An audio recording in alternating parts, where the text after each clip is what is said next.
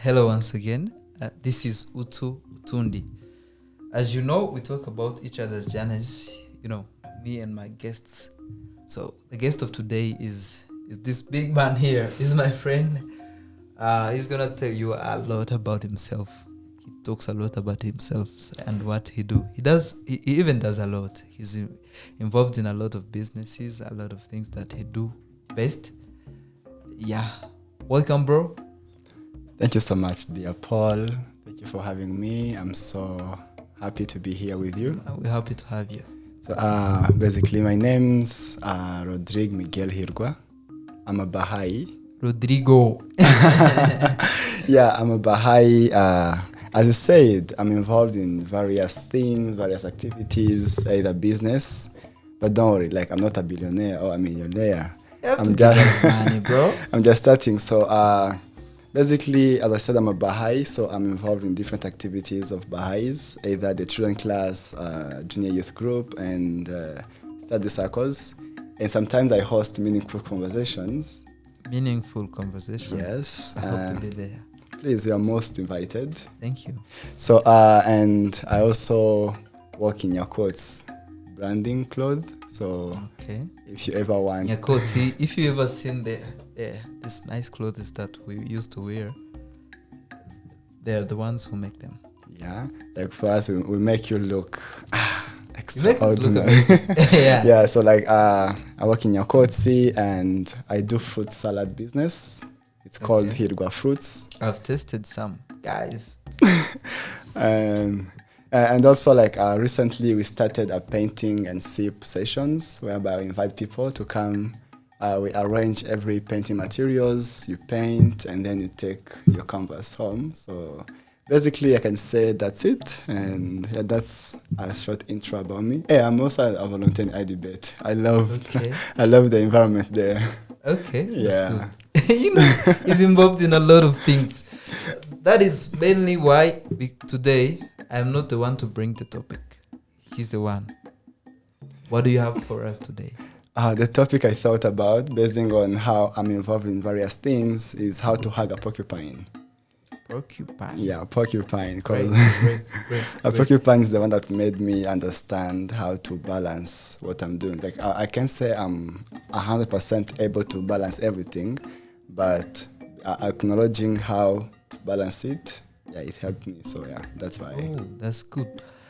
What's the child name?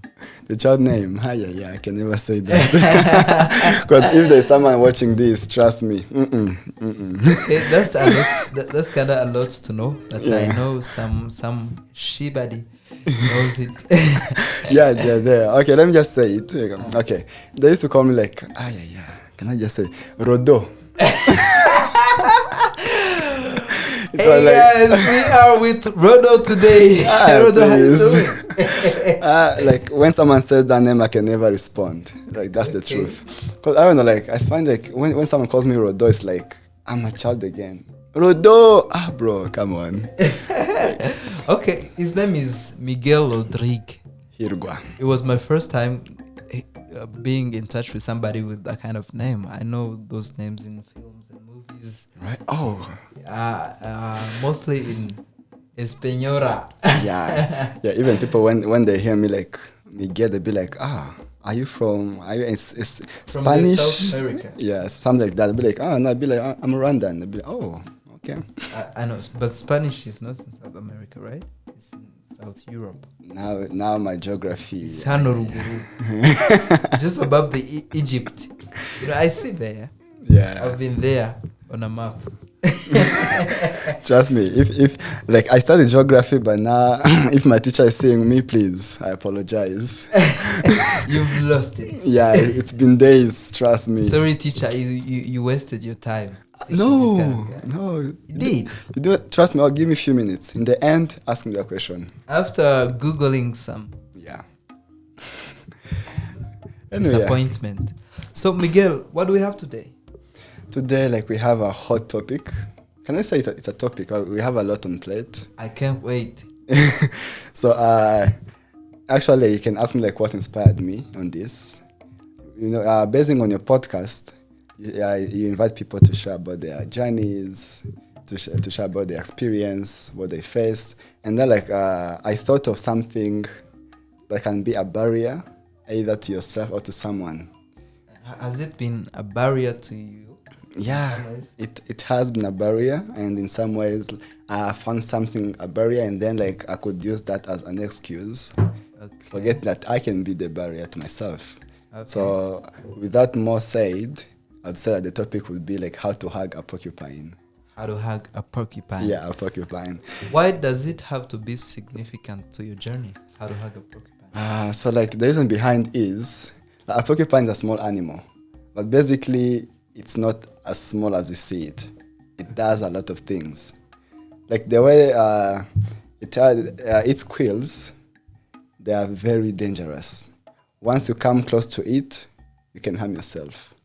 Okay, for you guys who don't know what a porcupine is, it is ikinyogote. Yeah, ikinyogote. Hari n'abatabizi. Arabatazi ikinyogote cyari cyo like genze. Nakanyamaswa gatoya kagira amahwa. It's just a little animal which it doesn't live at home. It's a wild animal with horns. So whenever you get it, you mess it up. It throws away those quills and they might harm you. Yeah, they are so sharp. Normally, like when it's in a safe place, the quills are down. They are at rest. It's okay. Yeah. But when you come close to it or when you try to attack it, trust me, they get too sharp. Normally, like it doesn't throw them away. But when you get in touch with it, it's like you get attached on it and then you remove it. And then you remove you carry your quills on you when you get attached to it. Yes. Okay. And the good thing, like something not to mess with. Yeah. You don't have to mess with it, like, because it does that because it wants to protect itself. It's a way of keeping itself like protected, the family, everything. So the reason why maybe like basing on how we understand the porcupine, maybe can I ask a question? Okay. How would you relate that to the human?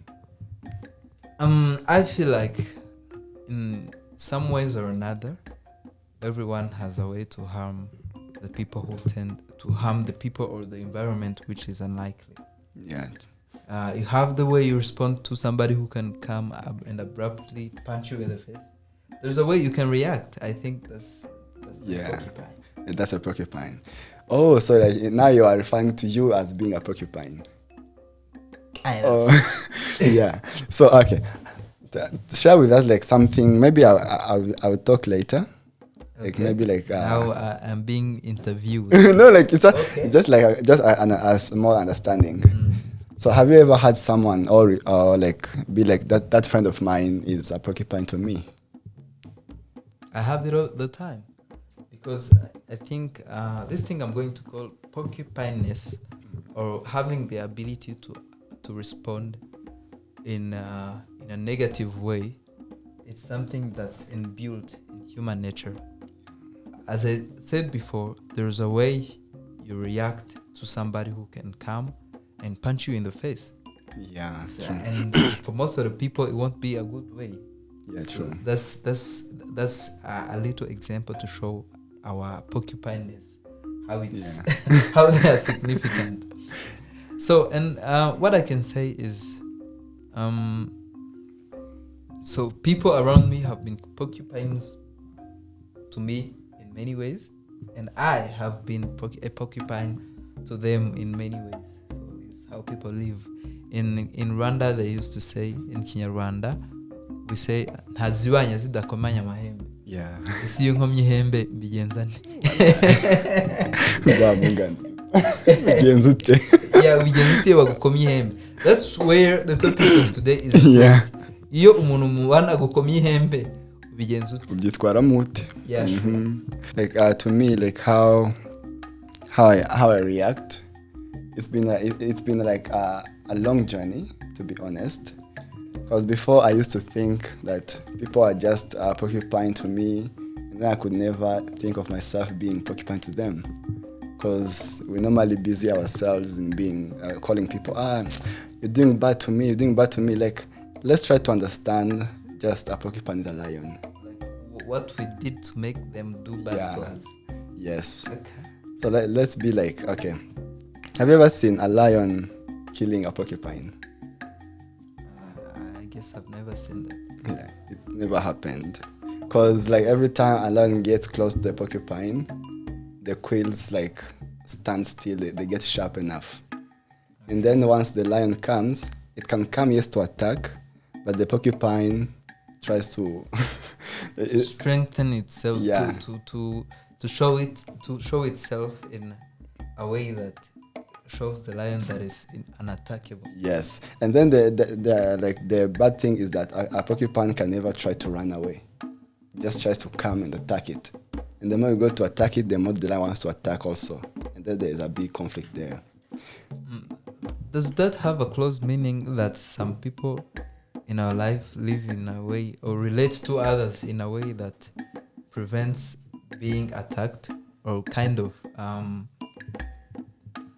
giving an image that it won't be good for you if you attack me or if you don't behave on me? Yes. Okay. Let me give an example. Let's say you go out. You give an example, someone punching in your face. And then like, one of the best reaction I normally hear like around or read somewhere, because I love to read sometimes. Oh, that's cool. And then there is this thing in the Bible that says when someone like slaps you on one cheek, turn to the other and then give them the other cheek. And they're like, is that what they really mean? Like if I slap you here, you just turn around and slap you there. Up to this age, this time of my being, I've never understood that concept. Okay. So for me, like my current understanding for now, it's not that I know like everything about it, but my current understanding is like what they refer to when I read that is like if I do you something wrong, like I have to acknowledge that I did something bad. But to you, what you can do is like you don't have like if I raise my voice and you raise your voice, there will be conflict. There will be a fight. Yeah, there will be a fight. Be a Mike Tyson Yeah. kind of fight. And then like nothing can be solved from that. But if I raise my voice and try to calm down, trust me, like I'll feel shame. I'll try to think again about myself. Like, why did I react like this? Yeah. And then like you being calm, it's like you're not being so rude. You're not being so like you just want to settle, and then you saw something slowly by slowly. You'll be like, I'm calm, and then once you come, you approach me. You'll be like, yes, you reacted wrongly, but there is a better way we can do this. With that, I can learn my lesson. But if we raise some voices together, there can nothing be achieved. And then like it's quite the same way when it comes to learning something new. Let's say I'm in business. You said I'm an entrepreneur. You know there's a lot of competition around. Like, around what you do. Yes, there is a huge competition. Like the good thing, to me, what I found like there's something good is I don't care about competition. I just want to understand like what you're doing as something who is offering some like the similar product. Okay. After I understand, I have to respect that there is somewhere you are and I'm still somewhere. If I raise something like competition, there can be some kind of conflict. But if I appreciate what you're doing, I'll be able to come to you with a good intention, and then together we can sit. You can share with me something without anything wrong or anything bad, and then. Yeah. But if I be like, oh, you're selling this phone, and I want to say something, I'll be like, I have to try to find a way of putting you down. Yeah, sure. I'll be like, please, Paul is the products of Paul. They are fake. They are fake. So please come buy mine. Mine are good. Blah blah blah. They have this. They have this. Now, what I've figured out is, for example, I was in graphic design for a lot of time, and in that time, I could see people doing better design than I can do. Right. But there is a reason why I am serving this particular person and they aren't. There's a reason why I have my own market and they have theirs. So it doesn't come down to either you have a fake product or I have original. I might lie to myself and think that I have original phones while I have the fakes. Yeah. So if there is something particular about defining one's uniqueness doesn't come down to the product, because the product, if I'm making my artisanal product, let us say, for example, I have a recipe, it can be the best, but I don't have to say that yours is bad to prove the best of mine. What I have to do is improve my product enough to beat yours technically. For us in service, so I'm an entrepreneur too, I'm a business person. I am in service sector, IT services.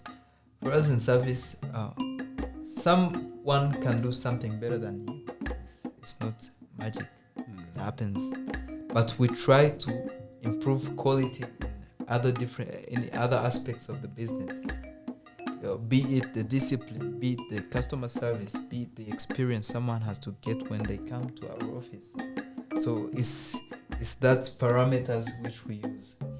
On the competition thing, I think somehow competition is misunderstood. Competition isn't always negative. There's always a way people can compete without lowering the other parties, or without harming the other parties. True. I agree. They are healthy competitions. I don't agree with those kind of competitions in which you have to depreciate one person's thing. Product. And raising yours. To raise yours.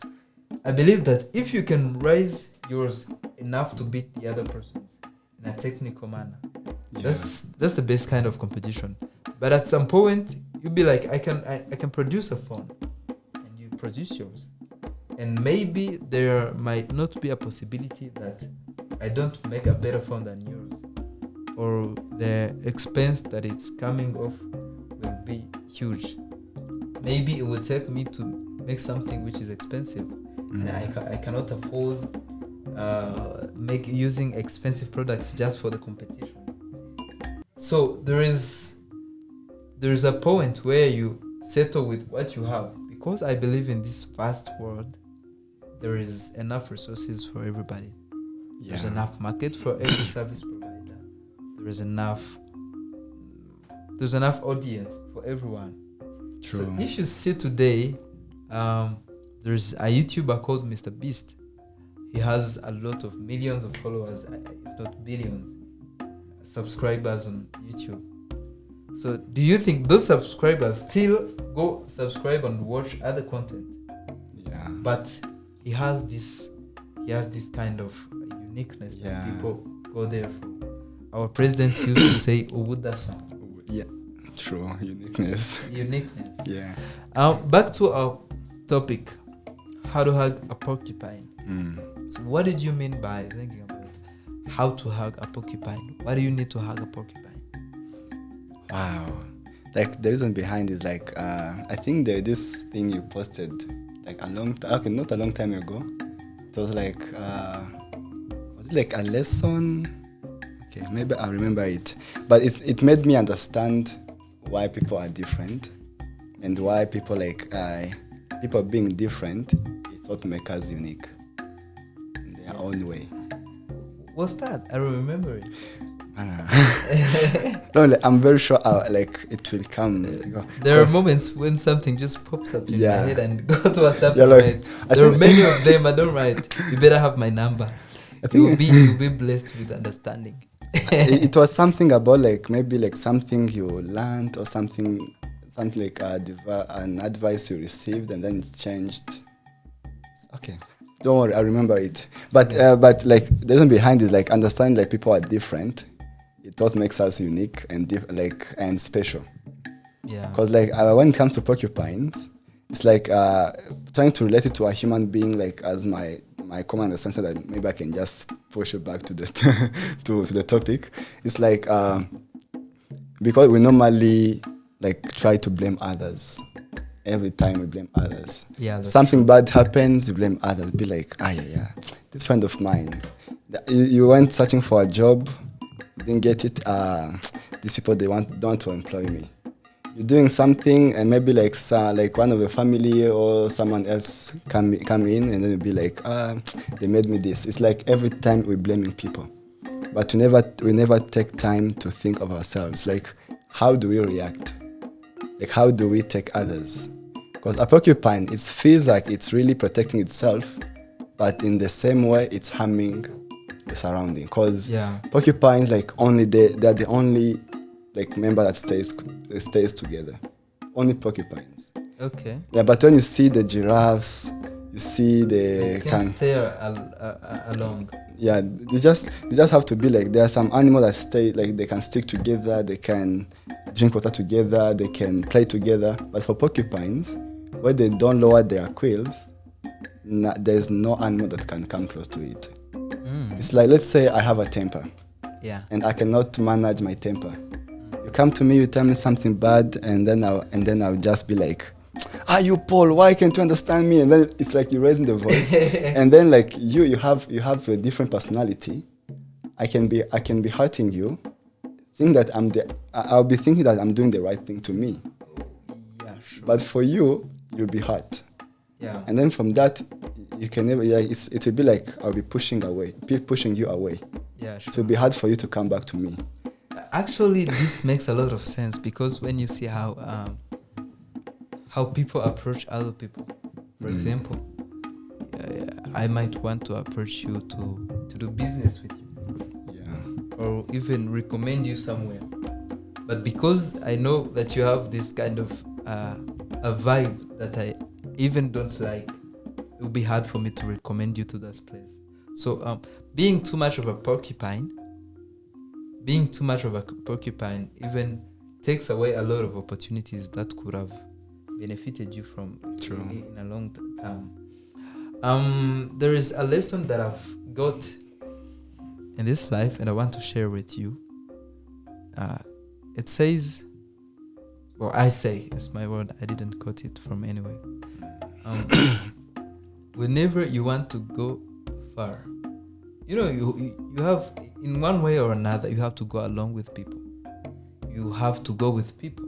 People who help you, people who give you the connections, people who advise you, people who give you the jobs. So you have to be the simplest person to work with.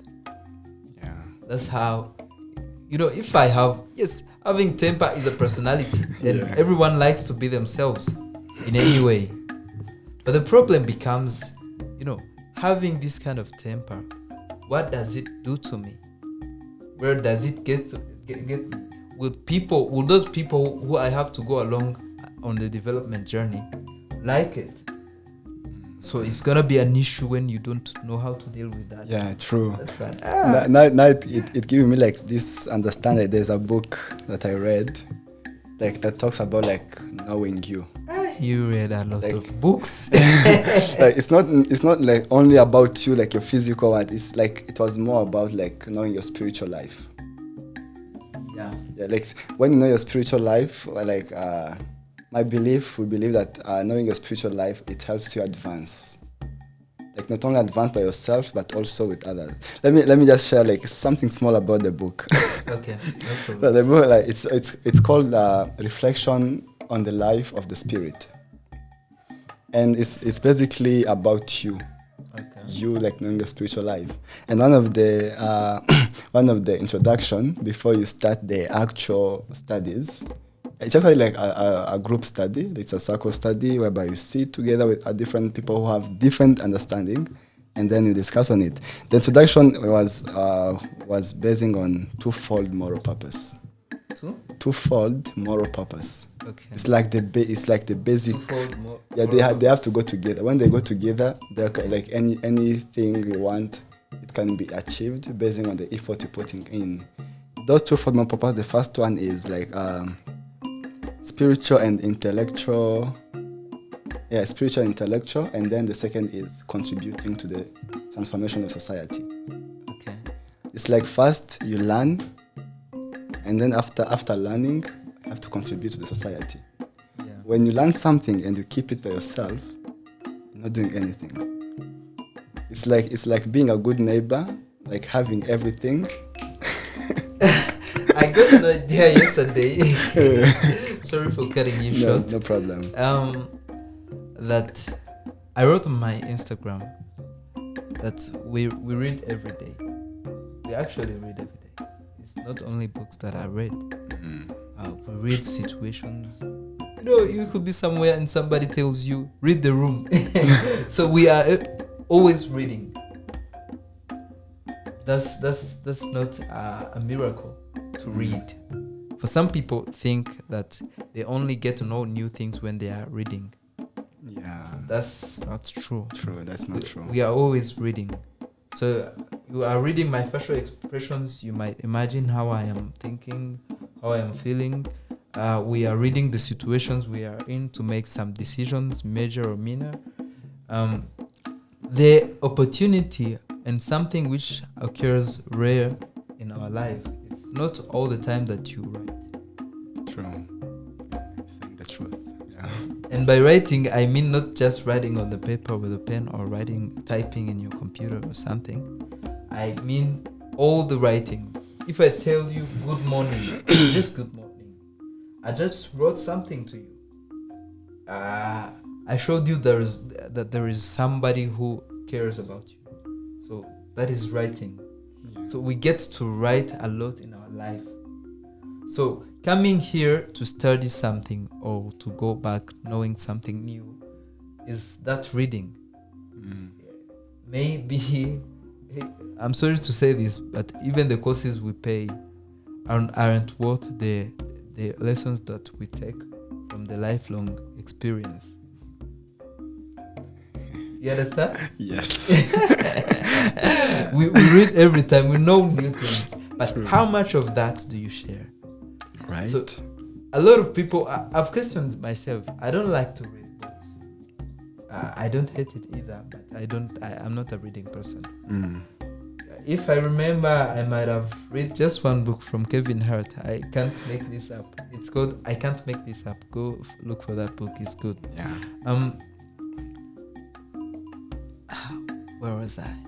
What the book? Yeah. How much of the things that you read do you write to people?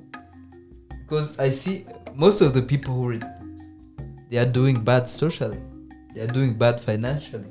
There are people who just ignore everyone else and go in their rooms to read books. And this is a problem. Please, let me cut you short. We read about love.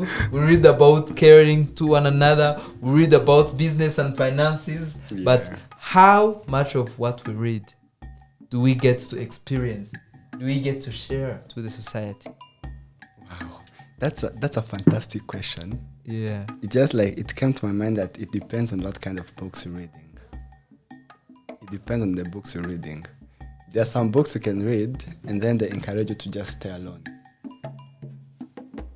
There are some books you read and then they encourage you to speak up. Yeah, you are true.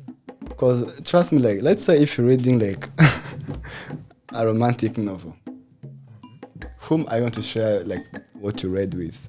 Unless you have someone you love. Maybe you can tell some tips to my guys. There's a lot of people in Kigali who don't have. There's a lot of guys without girlfriends, I included. Yeah. you can share us the advice you read from that book. No, there are so many books you can read. To be honest, I'm not someone who can read a romantic book, because I gain nothing from that. Long ago, you know all you want to know about romance and stuff.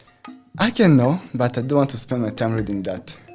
Okay. Yeah, because that's why I started reading. Because before I never liked to read, because I was reading the wrong books. Because once I got the right book for me, I could find myself there. I was like, oh, I have to keep on this. Because let's say when you're reading something about entrepreneurship, something about business, you read, and then it's from the beginning to the end. You'll be like, oh, I'm equipped with something. And then just sit. You think you're going to achieve anything. But I don't think you heard me well. If a book you read told you to keep silent, and you kept silent, while your loudness harmed some people in the environment. Mm. Your silence is writing. Wow. Eh? My theory is Nice one. we read a lot, But and writing is not only in form of taking a pen and a paper. Yeah. And it's not even typing. Typing, yeah. But how we behave after taking in some information.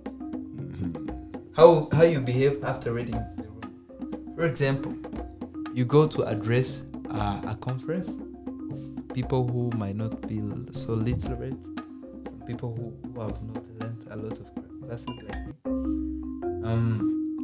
And when going to address them, you realize that just before you start your speech. Yeah. Some people might go ahead and just start talking as they have planned. Thank you for sparing us some minutes. We've loved having you on this show. And please leave a comment. Leave us something to start with the next session. Thank you, Miguel, for being here. We're happy to have you. You shared a lot of great things that our people might benefit from. Thank you so much for having me. It was a pleasure being here. Thank you so much, Utu community. Keep subscribing, sharing, and commenting to tell us what we have to do better.